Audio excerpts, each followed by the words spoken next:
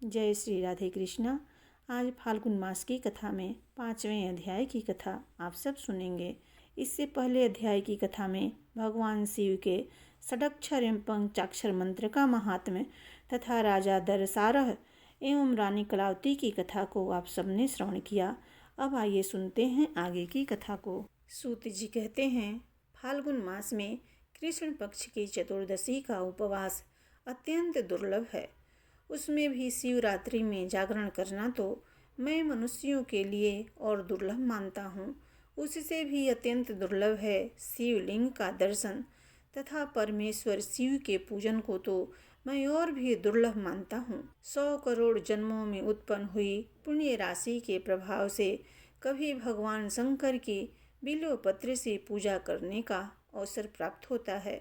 10,000 वर्षों तक जिसने गंगा जी के जल में स्नान किया है उसको जो फल मिलता है वही फल मनुष्य एक बार बिल्व पत्र से भगवान शंकर की पूजा करके प्राप्त कर लेता है। प्रत्येक युग में जो जो पुण्य इस संसार में लुप्त हुए हैं वे सभी फाल्गुन कृष्ण चतुर्दशी को पुण्यत विद्यमान रहते हैं। लोक में ब्रह्मा आदि देवता और वशिष्ठ आदि मुनि इस फाल्गुन कृष्ण चतुर्दशी की भूरी भूरी प्रशंसा करते हैं। इस शिवरात्रि को यदि किसी ने उपवास किया तो उसे 100 यज्ञों से अधिक पुण्य होता है। जिसने एक बिल्व पत्र से शिवलिंग का पूजन किया है उसके पुण्य की समता तीनों लोकों में कौन कर सकता है। इस विषय में एक परम सुंदर पुण्य कथा कही जाती है। इक्ष्वाकु वंश में मित्र सह नाम से प्रसिद्ध एक परम धर्मात्मा राजा हो गए हैं। वे समस्त धनुधारियों में श्रेष्ठ, सब अस्त्र शस्त्रों के ज्ञाता, शास्त्रज्ञ, वेदों के पारंगत विद्वान, सुरवीर, अत्यंत बली, उत्साही, नित्य उद्योगी और दया के निधान थे। राजा को शिकार खेलने का व्यसन था। एक दिन उन्होंने अपनी बहुत बड़ी सेना साथ लेकर भयंकर वन में प्रवेश किया और वहाँ बहुत से व्याघ्र, जंगली सुअर तथा सिंहों को अपने बाणों से विध डाला। राजा मित्र सह रथ पर सवार हो कवच से सुरक्षित होकर वन में विचर रहे थे। उसी समय उन्होंने अग्नि के समान आकृति वाले एक निशाचर को मारा। उसका छोटा भाई दूर से यह देखकर शोकमग्न हो गया और वहीं कहीं छिप गया। भाई को मारा गया देखकर उसने मन ही मन इस प्रकार विचार किया, यह राजा बड़ा दुर्धर्ष वीर है, इसे छल से ही जीतना चाहिए। ऐसा निश्चय करके वह पापात्मा राक्षस मनुष्य के समान आकृति बनाकर राजा के समीप आया। राजा ने सेवा करने के लिए विनीत भाव से आए हुए उस पुरुष को देखकर अज्ञानवश उसे रसोई घर का अध्यक्ष बना दिया। तत्पश्चात राजा लौटकर अपनी पुरी को आए। महाराज मित्र सह की पत्नी मदयंती नाम से प्रसिद्ध थी। वह नल की स्त्री दमयंती के समान बड़ी पतिव्रता थी। एक दिन राजा मित्र सह ने श्राद्ध के दिन मुनिवर वशिष्ठ को निमंत्रित करके अपने घर पर बुलाया। उस दिन रसोइये के रूप में राक्षस ने साग में मनुष्य का मांस मिला दिया और वही वशिष्ठ जी के आगे परोस दिया। उसे देखकर गुरु वशिष्ठ जी बोले, राजन, तुझे धिकार है, तू इतना दुष्ट और छली है कि मेरे आगे मनुष्य का मांस रख दिया। इस पाप के कारण तू राक्षस हो जाएगा। जब मुनि को यह मालूम हुआ कि यह सारी करतूत राक्षस की है तब उन्होंने उस श्राप को 12 वर्षों की अवधि में सीमित कर दिया। तब राजा भी कुपित होकर बोले, यह मेरी करतूत नहीं थी और न मैं इस विषय में कुछ जानता ही था, तो भी आपने मुझे अकारण श्राप दे दिया। इसलिए गुरु होने पर भी मैं आपको भी श्राप देता हूँ। ऐसा कहकर राजा अंजलि में जल ले गुरु को श्राप देने के लिए उद्यत हुए। यह देख रानी मदयंती अपने पति के चरणों में गिरकर उन्हें ऐसा करने से रोका। रानी के वचन का मान रखने के लिए राजा श्राप से निवृत्त हो गए और उस अंजलि के जल को उन्होंने अपने दोनों पैरों पर डाल दिया। इससे राजा के दोनों पैर कलमश युक्त हो गए, जिससे उनका नाम कलमासपाद हो गया। गुरु के श्राप से राजा वन में विचरने वाले राक्षस हुए। एक दिन वन में कहीं किशोर अवस्था वाले नवविवाहित मुनि दंपति रमण कर रहे थे। उस समय उस नरभक्षी राक्षस ने तरुण मुनि कुमार को खाने के लिए पकड़ लिया। ठीक उसी तरह जैसे छोटे से मृग शिशु को कोई व्याघ्र पकड़ लेता है। राक्षस के वश में पड़े हुए अपने पति को देखकर उसकी प्यारी स्त्री करुणापूर्वक बोली, सूर्यवंश यशोधर महाराज, आप ऐसा पाप न कीजिए। आप राक्षस नहीं, अयोध्या के सम्राट हैं, रानी मदयंती के पति हैं। प्रभु, ये मेरे स्वामी मुझे प्राणों से भी अधिक प्रियतम हैं। इन्हें न खाइए। शरण में आए हुए दीन दुखी मनुष्यों को आप ही सहारा देने वाले हैं। इन महात्मा पति के बिना मेरा यह शरीर मेरे लिए महान भार है। इस मलिन पापमय पांच भौतिक शरीर से क्या सुख होगा। ये मुनि कुमार देखने को बालक हैं, किंतु वेदों के विद्वान, शांत, तपस्वी और अनेक शास्त्रों के ज्ञाता हैं। इन्हें प्राण दान देकर आपको संपूर्ण जगत के रक्षा करने का पुण्य होगा। महाराज, मैं ब्राह्मण की स्त्री हूँ, अभी बालिका हूँ, मुझ पर कृपा कीजिए। आप जैसे साधु पुरुष अनाथों, दीनों और पीड़ितों पर कृपा करने वाले होते हैं। इस प्रकार प्रार्थना करने पर भी उस निर्दयी नरभक्षी राक्षस ने उस ब्राह्मण कुमार की गर्दन मरोड़ डाली और उन्हें उदरस्त कर लिया। तब वह पतिव्रता ब्राह्मणी अत्यंत शोक से ग्रस्त हो विलाप करने लगी। उसने पति की हड्डियों को एकत्रित करके भयंकर चिता प्रज्वलित की और अपने पति का अनुसरण करने के लिए अग्नि में प्रवेश करते समय राक्षस रूपधारी राजा को इस प्रकार श्राप दिया, अरे ओ पापात्मन, तूने मेरे पति को खा लिया है, अतः तू भी जब स्त्री से समागम करेगा उसी समय तेरी मृत्यु हो जाएगी। यो कहकर वह पतिव्रता स्त्री चीता की याग में प्रवेश कर गई। गुरु के श्राप का उपभोग करके राजा पुनः अपने स्वरूप को प्राप्त हुए और प्रसन्नता पूर्वक घर को गए। रानी मदयंती उस पतिव्रता ब्राह्मणी के श्राप को जानती थी, इसलिए वैधव्य से डरकर उन्होंने रति की इच्छा वाले पति को अपने पास आने से मना कर दिया।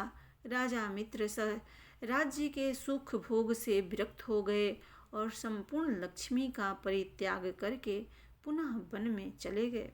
राज्य छोड़कर संपूर्ण पृथ्वी पर विचरते हुए राजा ने अपने पीछे पीछे आती हुई एक भयंकर रूप वाली पिचासी को देखा। वह ब्रह्म हत्या थी। श्रेष्ठ मुनियों के उपदेश से राजा ने उस ब्रह्म हत्या को पहचाना। उसके निवारण के लिए विरक्त चित्त वाले राजा ने अनेक वर्षों तक बहुत से क्षेत्रों में विचरण किया। फिर भी जब ब्रह्म हत्या निवृत्त नहीं हुई तब वे मिथिला में आए। उसी समय उधर आते हुए निर्मल अंतःकरण वाले गौतम मुनि को उन्होंने देखा और उनके समीप जाकर बार बार प्रणाम किया। तब मुनि श्रेष्ठ गौतम ने राजा को आशीर्वाद दे मंद मंद मुस्कुराते हुए कहा, राजन, तुम्हारे यहाँ कुशल तो है ना?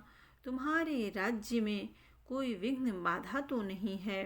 राजा ने कहा, ब्राह्मण, आपकी कृपा से हम सब लोग कुशल से हैं, परंतु यह भयंकर रूप वाली पिचासी हमें बड़ा दुख देती है।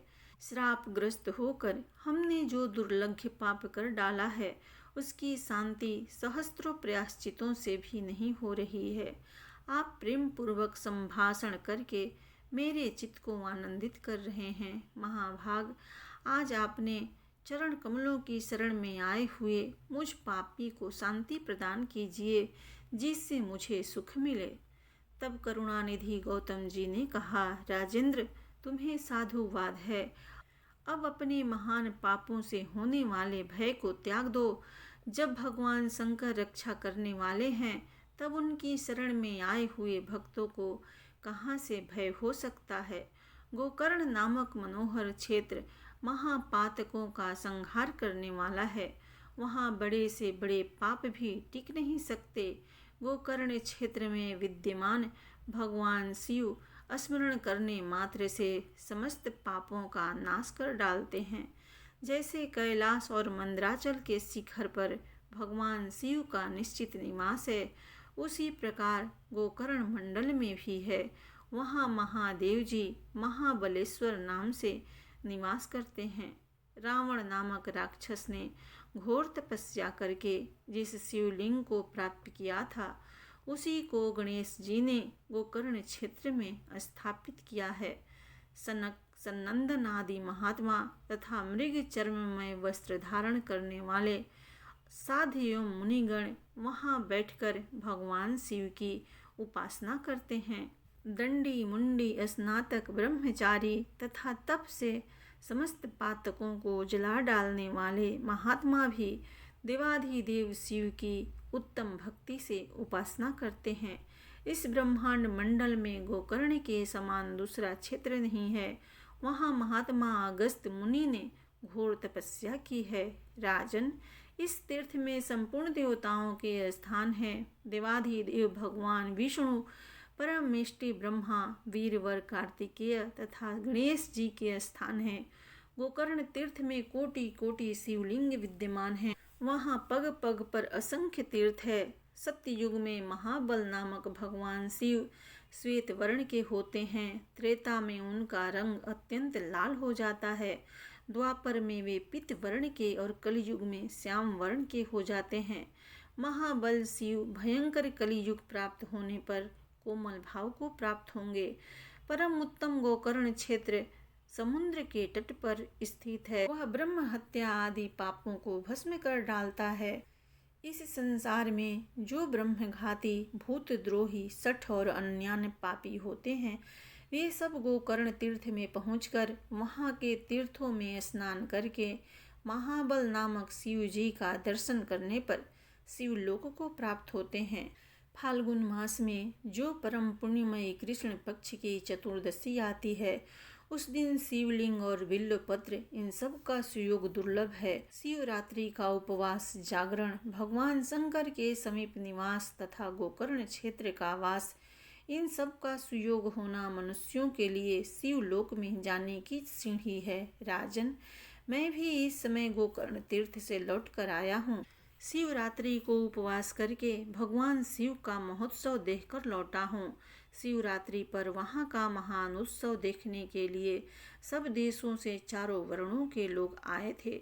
स्त्री, बालक, वृद्ध तथा चारों आश्रमों के निवासी वहाँ आकर देवेश्वर शिव का दर्शन करके कृतकृत्यता को प्राप्त हुए। लौटते समय मार्ग में एक अद्भुत आश्चर्य की बात देखकर मैं परमानंद में निमग्न हो कृतार्थ हो गया हूँ।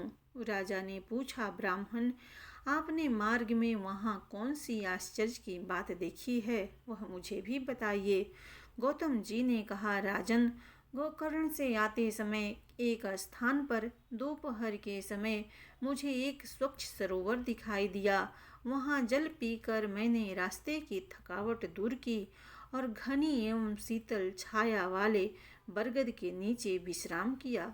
उसी समय थोड़ी ही दूर पर मैंने एक अंधी, बूढ़ी एवं दुबली पतली चंडाली को देखा। उसका मुंह सूख गया था। उसने कुछ भी भोजन नहीं किया था और वह अनेक प्रकार के रोगों से पीड़ित थी। उसके सब अंगों में कोढ़ का घाव हो गया था तथा उसमें बहुत से कीड़े पड़ गए थे। उसकी कमर में पीप और रक्त से सना हुआ फटा पुराना एक वस्त्र लिपटा हुआ था। उसे उस दशा में देखकर मुझे बड़ी दया आई और उसके मृत्यु काल की परीक्षा करता हुआ मैं क्षण भर वहीं बैठा रहा। इतने में ही भगवान शंकर के पार्षदों द्वारा लाया जाता हुआ एक विमान देखा, जो अपनी किरणों से आकाश मार्ग को आलोकित कर रहा था। तब मैंने शीघ्र ही समीप जाकर आकाश में खड़े हुए उन शिव गणों से पूछा, आप लोगों को नमस्कार है। मैंने आप लोगों को पहचान लिया है। आप सभी महादेव जी के चरणों के सेवक हैं।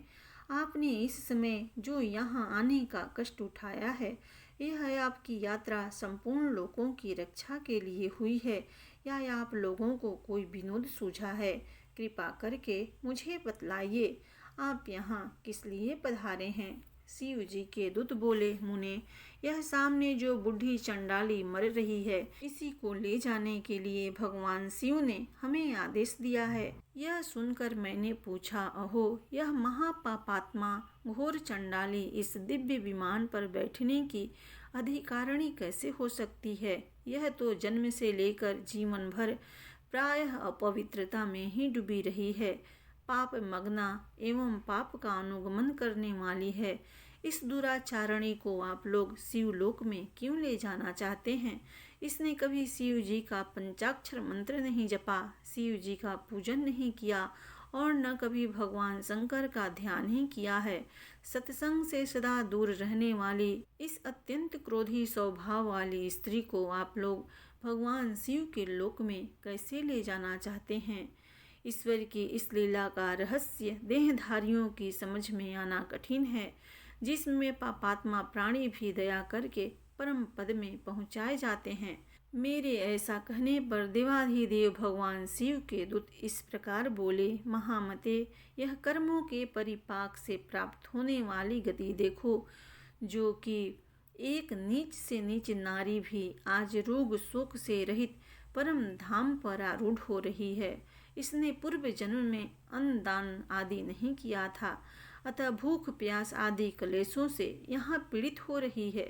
इसने जो मंदिरा के नशे में अंधी होकर बड़ा भयंकर पाप कर डाला था, उसी के फल से यह जन्मांध हो गई।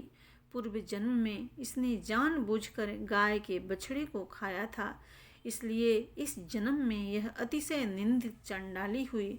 इसने सदाचार का मार्ग त्याग कर पूर्व जन्म में व्याभिचार के मार्ग को अपनाया था। उसी अकथनीय पाप से इस जन्म में यह दुराचारणी और दुर्भाग्यवती हुई। विधवा होकर भी इसने दूसरे पति का आलिंगन किया। उसी महान पाप के कारण इसके शरीर में कोढ़ के बहुत से घाव हो गए हैं। इसने काम वेदना से व्याकुल होकर स्वेच्छानुसार शूद्र से रमण किया। उस पाप के कारण इसे महान रक्त पीप और कीड़ों से पीड़ित होना पड़ा है। इसने कभी उत्तम व्रतों का पालन नहीं किया, यज्ञ पूजा नहीं की, कुआं आदि खुदवाने या बगीचे लगवाने का काम नहीं किया। उसी पाप से यह सब प्रकार के भोग साधनों से रहित होकर दुख पा रही है। पूर्व जन्म में इस मूढ़ स्त्री ने मदिरा पान किया था। उसी पाप से यह महायक्षमा की पीड़ा और हृदय शूल से तड़प रही है। मुनि श्रेष्ठ, विवेकी महात्मा यहीं पर सब मनुष्यों में उनके संपूर्ण पाप चिन्ह देखते हैं। यहाँ जो बहुत से रोगों द्वारा पीड़ित और पुत्र तथा धन से हीन हैं, जो दुष्ट लक्षणों से क्लेश पाने वाले और लाज छोड़कर भीख मांगने वाले हैं, वस्त्र, अन्न, पान, शैया, भूषण और भंग आदि से वंचित, लूल्हे लंगड़े आदि कुत्सित भोजन करने वाले, दुर्भाग्यवान, निंदित तथा दूसरों के सेवक हैं, ये सभी पूर्व जन्म में बड़े भारी पापी रहे हैं। इस प्रकार यत्नपूर्वक विचार करके और संसार के मनुष्यों की दशा देखकर विद्वान पुरुष कभी पाप नहीं करता, यदि करे तो वह आत्मघाती है। जीव का यह मनुष्य शरीर अनेक प्रकार के सत्कर्मों का एकमात्र साधन है। इसके द्वारा सदा शुभ कर्मों का ही सेवन करें, पाप कर्मों को सर्वथा एवं सर्वदा त्याग दें।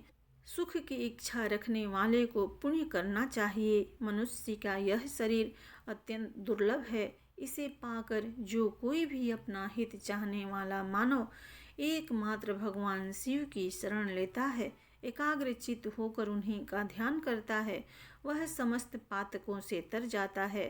पहले इस दुराचारणी स्त्री के मुख से असावधानी में शिव जी का नाम उच्चारित हुआ है। श्री गोकर्ण क्षेत्र में शिवरात्रि को उपवास करके रात में इसने जागरण किया और शिव जी के मस्तक पर बिल्व पत्र चढ़ाया है।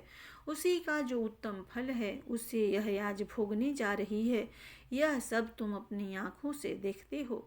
गौतम जी कहते हैं, राजन, इस प्रकार कहकर उन शिव दूतों ने उस चंडाली की योनि से जीव को खींचकर उसे दिव्य तेज से संपन्न कर दिया।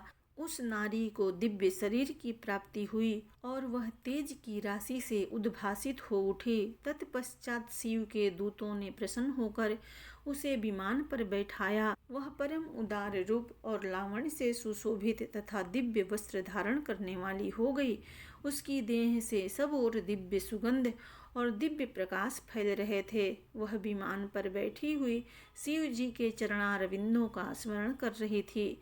उसे वे पार्षद भगवान महादेव जी के पास ले गए। उस समय सब लोकपाल आश्चर्यचकित होकर यह सब देख रहे थे। राजन, गिरिजापति भगवान शंकर के प्रति लेस मात्र भक्ति का यह अत्यंत आश्चर्यजनक महात्म्य मैंने तुम्हें बताया है, जो सब पाप राशि का विनाश करने वाला है। राजा ने पूछा, भगवान, परमेश्वर शिव का उत्तम लोक कैसा है? यदि आपकी मुझ पर दया हो तो मुझे शिव लोक का लक्षण बतलाइए। गौतम जी बोले, ब्रह्मा आदि देवेश्वरों के लोकों में जो भी अत्यंत दुर्लभ आनंद है, वह जिस दिव्य धाम में नित्य निरंतर विद्यमान रहता है, वही परमेश्वर शिव का लोक है, जहाँ सब लोकों को लांघ कर जाना होता है, जिसमें दिव्य प्रकाश स्थित है तथा जहाँ अविद्या में अंधकार का कहीं लेस मात्र भी संयोग नहीं है, वही परमेश्वर शिव का लोक है, जहाँ काम, क्रोध, लोभ और मद आदि विकार निवास नहीं करते तथा जहाँ जन्म आदि अवस्थाएं नहीं प्राप्त होती, वह परमेश्वर शिव का लोक है। संपूर्ण वेदों का जो एकमात्र प्रधान क्षेत्र कहा जाता है, जिससे अधिक उत्तम वैभव कहीं और नहीं है, वह परमेश्वर शिव का धाम है। वहाँ जाने के लिए योगी जन सदा आसन, प्राणायाम, प्रत्याहार और ध्यान आदि साधनों से युक्त योग मार्ग का सहारा लेकर प्रयत्न करते रहते हैं। जो लोग भगवान शिव की भक्ति से परिपूर्ण हैं, वे ही उस दिव्य धाम में जाते हैं। जो भगवान शंकर की कथा सुनते और कहने में हर्ष का अनुभव करते हैं, केवल शांति में जिनकी स्थिति है, जो सब प्राणियों के अकारण सुहद और मोह रहित हैं, वे संसार चक्र को लांघकर भगवान शंकर के आनंदमय धाम को पाकर सुखी होते हैं। राजेंद्र, इसी प्रकार तुम भी गोकर्ण क्षेत्र में भगवान शंकर के स्थान पर जाकर उनके दर्शन से समस्त पाप राशि का निवारण करो और कृत्य हो जाओ। वहाँ सब समय में स्नान करके महाबल शिव की पूजा करो और शिव चतुर्दशी को एकाग्रता पूर्वक उपवास करके रात्रि में जागरण तथा बिल्व पत्र द्वारा भगवान शंकर का पूजन करो। इससे तुम सब पापों से मुक्त होकर शिव लोक को प्राप्त करोगे। ऐसा कहकर मुनिवर गौतम प्रसन्नता पूर्वक मिथिलापुरी को चले गए तथा राजा मित्र सह गोकर्ण क्षेत्र में आए।